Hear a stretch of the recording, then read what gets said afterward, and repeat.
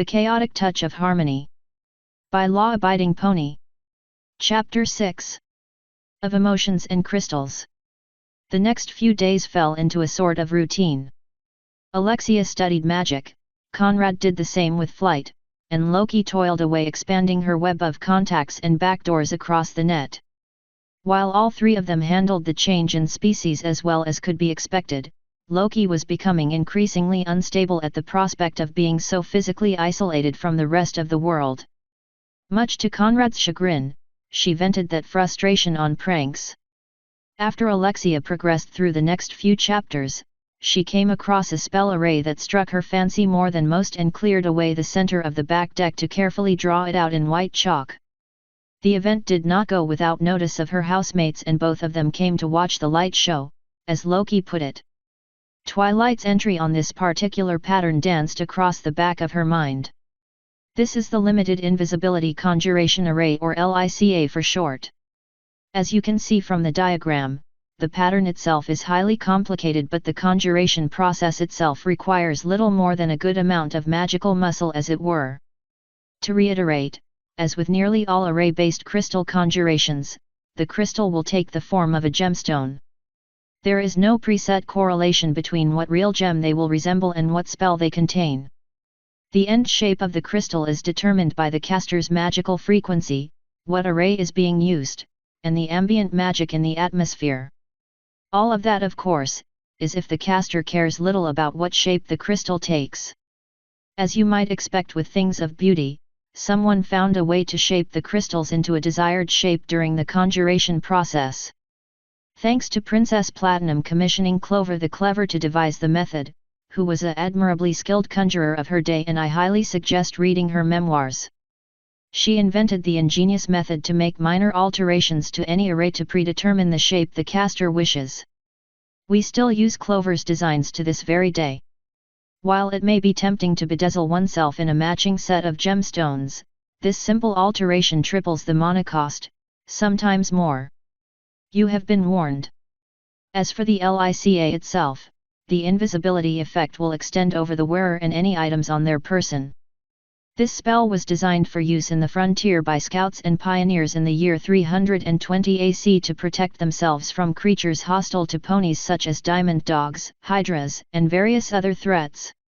The real beauty of the magic behind this array is that any member of the three pony tribes will still be able to see the wearer of the active crystal, but no pony else. The rest of Sparkle's notes were chased away as Alexia stepped forward to begin channeling her magic into the array. It had a faint azure glow to match the unicorn concentrating on bringing the spell into fruition. The four-pointed array was draining 4 lines of magic from her horn, which danced across the intricate pattern before shooting out to 8 different points and converging on the center, where a small plume of purple dust burst forth, while the 4 outer points of the array fired at the cloud and created a transparent jade barrier around the dust to keep any from escaping.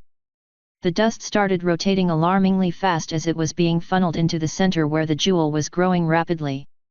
Off to the side, Loki watched with genuine interest while Conrad observed from a second-story balcony with more concern for the caster than for the spell. Even though this was Alexia's 5th conjuration over the past few days, this was the first one using such a complex array. Half an hour into the channeling, Toon strained under the pressure of keeping the flow of mana active as her reserves skirted the edge of her caution zone. Just a little more. If it's not at least 15 carats, it won't be large enough to hold a proper charge. The lines of mana thinned and flickered as her survival instinct tried to sever the connection, but she pressed on. 13.7. Her horn ached all along its length and was glowing brighter than usual. 14. The array was beginning to lose cohesion along the 5th axis, and Toon pushed a burst of magic to compensate. 0.5.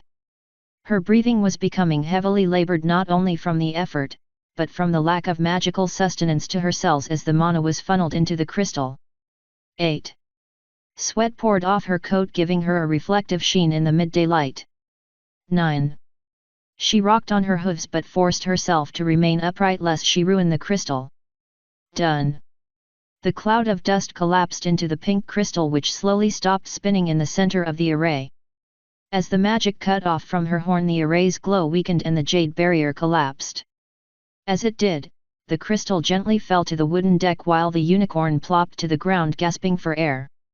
Her vision swam, her muscles felt weak, her bones ached, her horn throbbed, and her heart was trying to pound its way out of her chest, but she gave a weak smile at the teardrop-shaped crystal resting in front of her. I did it. Now I only have to see if it works. Conrad collided with the deck to help Toon get back on her hooves. He thrust a sports bottle in her muzzle that she greedily accepted. You really shouldn't try killing yourself trying to make trinkets. There was only a third left of the 40-ounce bottle when she came up gasping for air. Gasp, you're probably right. Huff, but we're going to need trinkets like this. Conrad made sure she had the strength to stand on her own again before delicately collecting the crystal in a hoof to examine it. He had no eye for fine gems, but had bought jewelry for girlfriends in the past. He could tell it was a teardrop-shaped pink topaz, or at least made to look like one, of a cut so perfect that his untrained eyes would never be able to tell the difference between it and a real gemstone. Given how it was forged, I'd wager this would go for a mint all on its own. Let alone what it can do. After making sure she was steady on her hooves, he handed the gem back to her and noticed Toon took the crystal in her teeth instead of her magic and put it on the nearby table. Thanks. I need to make 2 more of these and we'll be able to go into town. The moment those words left her mouth, Loki vanished from behind the jacuzzi and scooped up the topaz in one hoof and Alexia's neck in the other with exuberance etched all over her face. Does that mean I can finally go to that massage parlor I heard about in Saline? Conrad eyed the jeweled with a carefully neutral expression. You made a gem that can turn us human again so quickly. I didn't think she would even bother making a third for herself. Alexia hated to dash their hopes and looked crestfallen. No, sorry. That's not what I meant. I mean, this is an enchantment gem. When this gem is attuned to your unique magic, you can activate it to become invisible to any non-pony. Conrad for his part had not gotten his hopes up, as Toon previously told both other ponies that the alteration spell would likely be months if not years away. Loki on the other hand did not do a very good job at hiding her disappointment, and the sinking depression was written all over her face. I am kidding. She laughed half-heartedly. I mean, who wouldn't want a night out drinking, or just staying in a house with? Meeting only a tired and questioning stare from Alexia along with an uncaring one from Conrad, Loki snorted and cantered off. Whatever. The booze shipment came in this morning, what do I care? Both Unicorn and Pegasus watched her leave in a huff and slammed the door behind her. Toon was nonplussed as to how to react. Hey. Well, that happened. I'm surprised she's lasted this long, he commented gruffly. Alexia walked over to her bag sitting on the other side of the table and put the gem inside. What's wrong with her? She already had her suspicions, but wanted Conrad to confirm them. He ordinarily would have let Loki suffer if for nothing else than to keep her out of his hair, but he was not willing to give a partial answer to Toon's query and sighed at the inner quandary. He spoke while gently rubbing a sore wing from a previous crash. A woman like that's an urban dweller to the core, and an obnoxious one at that. He continued with a snarky tone. All this country air must be driving her batshit crazy. By now Alexia had become fully aware of the lackluster rapport between her 2 housemates. I wish you 2 could get along better. He tisked while doing a short flying hop to the other side of the table. That woman is insufferable. Mare, Alexia corrected. It irked Conrad that Toon kept insisting on using pony pronouns over human ones to address themselves, but conceded it for now so he would not be driven off topic. That mare is insufferable, he said with deep venom, more for the person herself and less so for the term.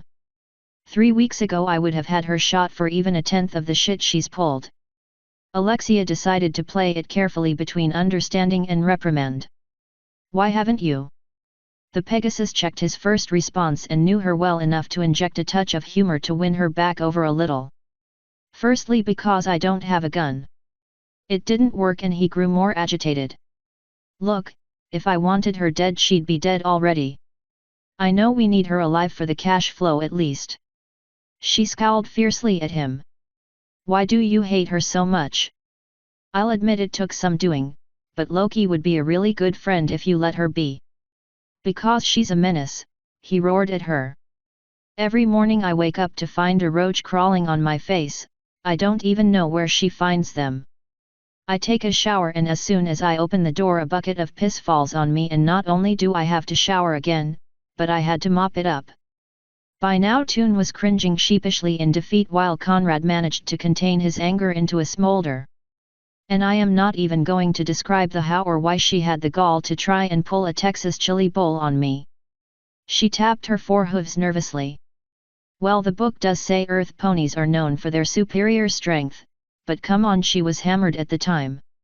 She stopped when Conrad narrowed his gaze. How about I go have a talk with her? You best. He rested his elbows on the table and inched his hooves together. Cause I'm real close to forgetting the whole we need the money reason on keeping her alive. With her body's monosaturation normalizing, her strength had returned and Alexia was able to walk back into the house without dragging her hooves, but she was left in a sullen mood. Like it or not guys, we're in this together for the long haul. We need to get along with each other. Conrad watched her go inside before taking to the air to practice his flying to blow off some steam. Toon used the slow walk between the deck to Loki's room to think of a solution. The worst she's done to me was taking my bedroom door off its hinges and walling me in with phone books. I was more impressed than annoyed on how she pulled it off, to be honest. I still haven't found a single phone book since that day. At any rate, Conrad said something about her being an urban dweller. Must be his way of saying she's an urbanite. He said he was part of a crime family based in San Fran, wouldn't that make him one too? She leaned against the wall at the top of the stairs to stall for time. Anyway, she told herself to get back on topic. And if I have any knowledge on how to handle physiological problems from watching an episode of Dr. Katz, then I can help Loki through this. Toon nosed Loki's door open to peek through and was slammed by a wall of alcohol. She shook her head. This is your friend, you have to help her. No matter how plastered she may be right now. She scanned the scene and noticed several open bottles on the nightstand with the green mare slumped on the bed. Loki? Are you drunk? A long pause followed by an equally long sigh answered her. No. I don't drink till at least 2. Alexia tilted her head slightly and brought up her phone. It's actually 14:20 hours. She stated matter-of-factly. Loki's head perked up. Really now? She reached for a bottle and snatched one. "Ah-da-da-da-ta-ta," Alexia called out as she wrapped the bottle in her magic and ripped it free while running over and positioning herself between Loki and the rest of the booze. "I want to talk to sober Loki." Loki gave up on the first bottle and lunged for a second one. "Well, I don't want to be sober Loki," she whined. Toon took that bottle into her magic and brought it into the air as well. "Is there a reason you're tormenting Conrad so harshly? 'Cause he's a hypocritical self-righteous samurai wannabe." Alexia kept levitating any more bottles away from the increasing desperate mare. Who isn't guilty of some hypocrisy? It's almost a given these days. She didn't really believe it, but she wanted to get Loki to stop chasing the liquor. "Are you running for office now?" "Oof." She grunted as a failed jump to retrieve a bottle of Jim Beam almost knocked the wind out of her. "No. But I am trying to keep Conrad from killing you." "I'd like to see him try," she countered. Alexia growled, opened the window and flung all the booze out of it and stomped her way over to the now distraught earth pony. "Well, I don't okay," she yelled in absolute frustration. "I like your pranks, Loki, I really do. But you go way too damn far with Conrad, and you know he's not the kind of guy who can put up with that kind of shit." "Piss buckets? Really? You say he reeks of hypocrisy? Well, he's been doing a damn good job of not breaking your kneecaps so far. Last I checked you don't need those to hack through computers." Loki gave her a dangerous look. "You're lucky that was not the only bottle of Jim Beam." Toon stomped her hoof again and growled at the green mare. "Would you be serious here? I'm trying to keep you two from either killing each other or having one of you leave. That seemed to have an effect on Loki, and her angry exterior cracked into depression. Alexia took it as a sign and assumed a worried expression and walked over to place a hoof on her withers to pull her in for a hug. As far as we know for a fact, we're the only 3 ponies on Earth. We should be friends, not enemies. But we're already friends, she replied with a goofy half grin. Toon gave her a reprimanding gaze that was softened by Loki's genuine tears. I can lay off the samurai. Well, that's a start. But the problem with a person like Loki is that she could be perfectly honest with me right now and actually mean what she says, but have a relapse later anyway. No, I think she's going stir crazy. She separated the hug and dragged Loki over to the computer harness. You know what we need to do? We need to have a night out on the town. Just the 2 of us. We can make it a girls' night out. How are we going to do that? Loki replied, fighting the sniffles back. Last I checked, ponies weren't welcome in open society. Well, no, Alexia began as she reached for her phone. But I do recall Selina was going to be hosting the International Science Fair soon, and we could enter ourselves as self-aware androids. Loki was silent for several seconds until she belted out a halting laughter. Are you telling me the International Science Fair is being hosted in your tiny-ass hometown? Toon was more concerned with getting Loki out of her slump than seeking an apology for the insult to her hometown and let it slide. Well, it seems as if you're familiar enough with it to know about the Tumwater incident with the last one then. Realization dawned on the green mare. Oh, right. So how effective was the radiation cleanup in Orange County? Poor. She stated simply. So are you game? Loki drew herself up in a serious pose. Either A, stay here and bother Conrad after I just promised not to. Or B, prance around in the open posing as androids in front of crowds of people. She became the image of deep thought. That's a tough one. During dinner that night, Conrad was having difficulty taking his next bite after hearing the mayor's plans. So let me get this straight, he said in a slow, methodical tone. Just so there's no confusion. You're going to make another invisibility crystal for yourself, then take the car into the outskirts of town so the both of you can go to a science fair. Both mayors nodded. And then waltz around in the open and hope no one questions the fact that there are 2 living, talking, intelligent, or so I thought, ponies cruising across town. Loki bounced over and jammed her muzzle in his face. That's the beauty of it, she bubbled. They'll question us all day and we get to pass off as self-aware robots. But the real pearl out of this clam is that we get to actually talk to people face to face. Conrad gave her a deadpanned look. Isn't that what you're doing now? She backed off, stammering to form words. Why, yes. I mean, no. Gray. She turned to Alexia. You understand? You tell him, I need to pack. He was starting to enjoy himself. Pack what? You don't wear clothes anymore, remember? She pulled back slightly to lightly slap his nose back and forth a few times. A lady packs more than just clothes and accessories when traveling, you dunce. He swatted her hoof away with a groan. Loki was in too much of a good mood and skipped along out of the den and up the stairs. Hurry up with that last crystal, Alex. I need to slice some fake profiles onto the list. As Loki vanished upstairs, he turned in exasperation to Alexia. Why do I get the feeling this was entirely your idea? Because it was. She admitted freely. She can't handle the country life. She abandoned her jovial tone for a somber one and reached over to grab his hoof. Conrad, she said at length. I know that I'm unusual for being able to acclimatize to my changes so quickly, and for what it's worth, you've been a big help and I really appreciate that.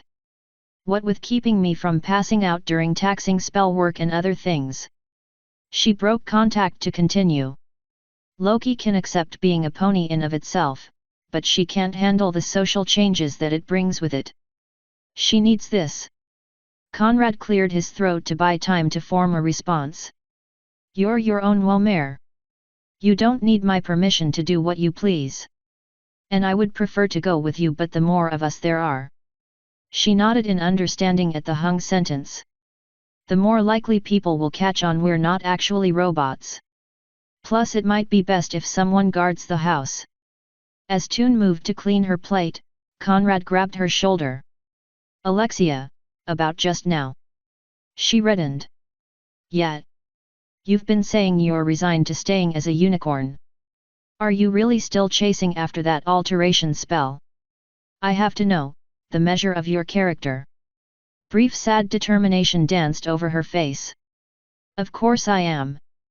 But as I've said, it'll still take me months if not years to reach it though. What will you do when you get it? He asked directly. You said yourself you're trapped as a unicorn. That's true. She confirmed with little remorse. While we have no concrete proof of it, I doubt we really are the only ponies out there. Once I have the spell, I would like to go around the world finding anyone who was transformed and turn them back. I don't know what I'll be able to do about other unicorns, but I'm sure something might come up later. What about me and Loki? Alexia looked as if she was asked a dumb question. Well, obviously Loki would want to be human again so she could get her old lifestyle back, and you too if you wanted. She trailed off as Conrad took one of her hooves into his. My lady. You risk your well-being and safety for the mental stability of your idiot friend. You would live the solitary life of a healer and be forever ostracized by society because of your form, freely. She read the look in his eyes as one of romantic intent, and a part of her screamed out against it. Is he actually? No, I can't. She thought of a quick escape by changing the mood with a deadpan. Well, to be fair, we're already ostracized from society. His face fell at that moment as he felt as if she wouldn't understand his meaning. He switched gears and chuckled light-heartedly to give the impression that she just delivered the punchline to a flimsy joke. Why yet? Well, I'm sure we ponies can be integrated in the future at some point. Relief was not to be had for her as Conrad's comment struck a chord. Toon frowned lightly and glanced out the window. As xenophobic as humanity is as a whole, I doubt anything less than an act of God could get them to see us as equals. Even if we are former humans, the world governments won't care. She looked back at Conrad with a weak smile. We'll figure something out. But for now we should enjoy these quiet days while we can. Before we're fleeing from black helicopters and whatnot. Quiet for you maybe. Sure. I'll clean up so you can go ahead with your next gem conjuration. Thanks, Con. As soon as she left the house, he stopped to stare at the door where she exited. How can someone so wise be so blind? He shook his head and gathered the plates between his outstretched wings. You've barely spent over a week as a woman and you already confound me.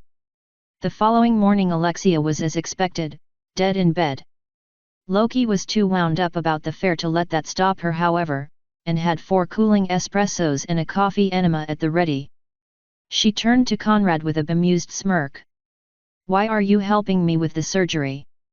To make sure you don't cause any permanent damage to her in this insane procedure. He replied gruffly. As much as I think going to the fair is a fool's errand, you can't afford to wait for her to wake up on her own. Loki merely shrugged at his reasons and turned to the snoring unicorn and rubbed her hooves together maniacally. She thrust a hoof in his direction. Robe.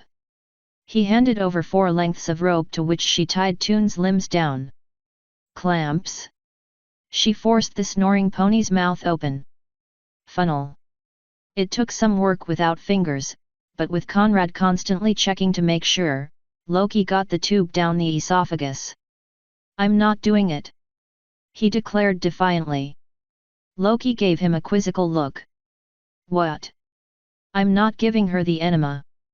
Coffee ones have never been proven to be very effective. On humans anyway, but fine, I'll do it. Loki grabbed the item in question. Knowing you, you'd probably shove it down the wrong hole. On 3. 1, 2, 3. He poured the espressos down the funnel and she jammed and squeezed the enema. He was halfway through the third when Alexia's eyes shot open and tried to scream. "Shit!" he yelled. Conrad fumbled the coffee out of his hooves, which was thankfully cool, and ripped the funnel and clamps off. Loki jumped back howling with laughter. Alexia coughed heavily for several seconds as Conrad tried to undo the knots. Her voice took on a magic-induced demonic quality. "What the flaming blood-soaked hell, Conrad? It was all Loki's idea to get you up early." He was able to keep calm under her rage, but not when he found himself locked in a magical vice and being shaken like a rag doll. "I just wanted to keep her from harming you, that's all." Toon's ears flicked towards the snorting laughter and immediately forgot the cowering stallion and dropped him on the floor. The source of the laughter sailed to be directly above the bed. Loki looked down at the furious unicorn that was tethered to the bedposts, had coffee drenching her face, and still had the enema sticking out. The Earth Mare lost all semblance of control and was bawling in uproarious laughter to the point where she was rolling around in her magic as if in zero gravity. Alexia's face was pure murder. "I'm going to kill you, Loki. Then I'll die laughing." She was yelling as she was flung out of the door and tucked herself into a roll. She hit the stairs and rolled her way down and slammed into a heap at the front door, giggling like a maniac. "You should have seen your face." Conrad was no stranger to life or death situations, but those usually entailed opponents he could shoot back at or run away from the law. No such luck here. He bided his time and waited for Alexia's rage to subside before making his presence known again. "May I untie you?" She looked at him with rapidly fading hatred and then at one of the ropes and pulled on it to test the knot. It held firm and then she turned back to the ceiling. "Yes, please." He got to work on the forelegs first. "Connie." She made eye contact. "So this is what you meant by her shenanigans every day?" He shrugged. "This is worst by far." He paused. "Mostly because she roped me into helping her." She winced at the enema being removed and she climbed to her hooves with his help. "I'm sure you did what you could to lessen the damage." "That was my reasoning, yes," he said while gathering the trash into a pile. She gave a hesitant nuzzle. "For a former mobster, you're a sweet guy when you want to be." Conflicting emotions stopped her from going any further with physical contact and she backed off before he could reciprocate. "Oh, sorry. I better go take a shower." "Wait, Alexia." She ignored it and closed herself off in the bathroom. Conrad was about to bang on the door to talk but knew that wouldn't work and left her be. So that's why her behavior is off. It's barely been over a week since she became a mare. Even someone as adaptive as her would need time to adjust and a week won't cut it. He walked over to the second-story railing to find Loki still cackling madly when an idea came to him. However, on the other hand, I've seen people like Toon before. She's the kind of person who adapts best if she's pushed headfirst into a tough job, while trying to ease her into the same job will take 10 times longer. It'll save her a lot of trouble and pain if she gets over whatever is holding her back, but I have to know what part it is exactly. Once that hurdle is cleared, I have no doubt she'll be a historic figure. I can feel it." Loki was on her back and her laughs were petering out. "This is not an issue I can talk to Alex about. As much as it churns my gut to go to that thing for help, it has to come from Loki. But how do I get that Harlequin to go along with it?" He went downstairs to stand beside the now silent mare. "Ya done?" "Yeah, I'm done. We got her up before 7. I suppose that is a personal best for her." He gave pause to change topics. "Have you noticed she seems off sometimes? Around you yet?" She replied instantly. The comment caught him flat-footed as he was not expecting her to be so direct. "I was going to talk to her about it in the car anyway." "I see." His whole speech was ruined. "I'll go to set breakfast up then. I want mine with extra syrup." Once Alexia was cleaned up, fed, and had forgiven her prankster friend, the mare pair met in the foyer to assess their inventory for the trip. The silvery mare pulled out a checklist that Loki printed out for legibility's sake.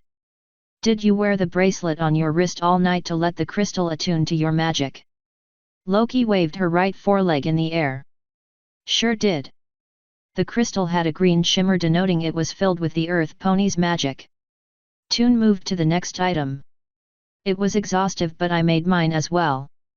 Her own bracelet's pink topaz shimmered a rich azure, marking it as a unicorn's property. I had to have a second dinner of salmon, but it was worth it. Continuing, Toon's gaze fell upon the next item. I see you already have your computer harness with you, so there's that. Check. What about payment methods? If we're going to be walking around freely, we might need plastic. Way ahead of ye.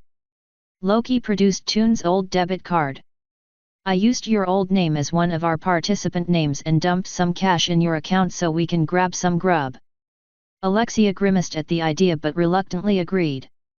Well, it's not like I'll be able to use it much outside of that anymore. Next item. Oh, I especially love this one, watch. Toon's horn lit up and the tome materialized in front of her. Pretty neat, hey? You summoned a book. Loki shrugged. Meh, I can do that with Kindle. Toon only responded by swatting Loki's nose with her tail. I cast a hearth charm on the book and the bookshelf in my room. Now I can transport the tome back and forth from me to there at any time.